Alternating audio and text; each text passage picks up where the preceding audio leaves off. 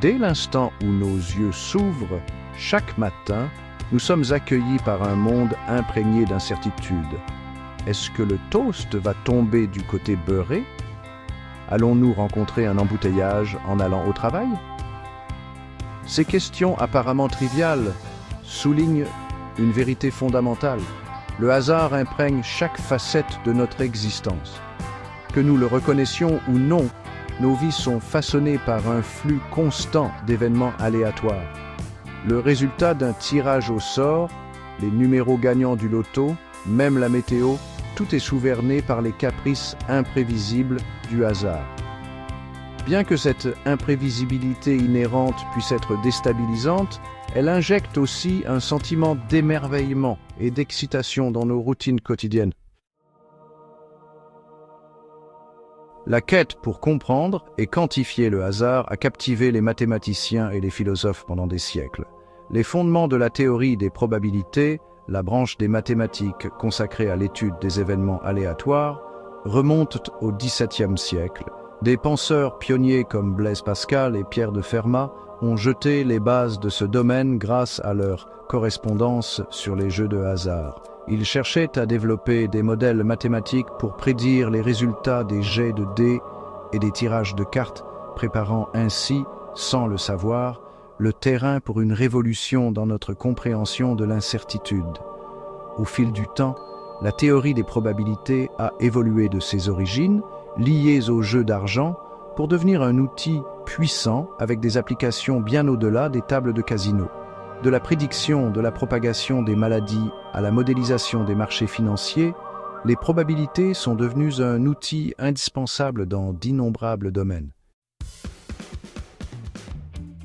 Au cœur de la théorie des probabilités se trouvent plusieurs concepts clés qui nous aident à comprendre le hasard.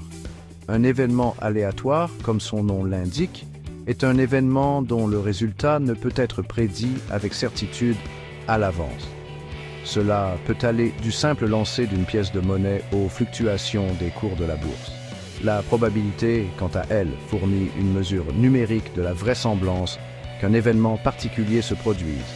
Elle est exprimée par un nombre entre 0 et 1, où 0 représente l'impossibilité et 1 représente la certitude. Par exemple, la probabilité d'obtenir face en lançant une pièce équilibrée est de 0,5, indiquant une chance égale pour chaque résultat.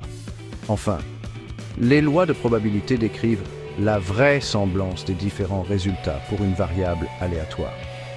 Ces distributions, souvent visualisées sous forme de graphique, fournissent une image complète des résultats possibles et de leurs probabilités associées.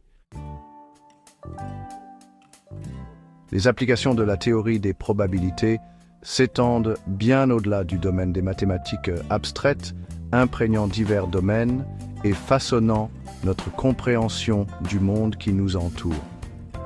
En statistique, la probabilité constitue le fondement des tests d'hypothèse et de l'inférence statistique, permettant aux chercheurs de tirer des conclusions significatives des données et de prendre des décisions éclairées. Les physiciens s'appuient sur les probabilités pour modéliser le comportement des particules subatomiques, reconnaissant l'incertitude inhérente au niveau quantique. Le monde de la finance s'appuie fortement sur la théorie des probabilités, utilisant des modèles complexes pour évaluer les risques, fixer le prix des produits dérivés et prendre des décisions d'investissement.